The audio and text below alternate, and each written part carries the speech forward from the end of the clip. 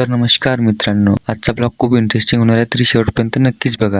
मग घेतलं ना आपण आपले फॉलोअर्स आपल्या ब्लॉगमध्ये, मग लावून घेतलं ना तुमच्या भावानं टिक्का. यांचा याच पेपर म्हणून एक येत आहे पालखीचे दर्शन. आपले पुट्टे बॅनरमध्ये कशी दिसत आहे हे कमेंटमध्ये नक्कीच सांगा.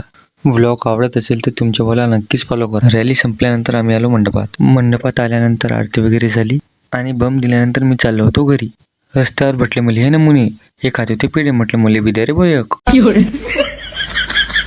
त्यातून मी आलो मंदिरावर आणि केले तुझं काम. आज लागणार होता भीमा नायक आणि धर्मयाडी यांचं लग्न. आणलं ना मग तुमच्या भावानं नवरी आणि नवरदेवाला मंडपात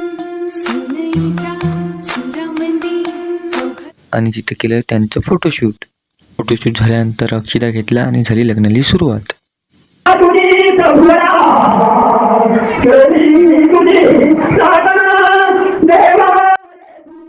लग्न लागल्यानंतर मी आलो महाप्रसादाकडे.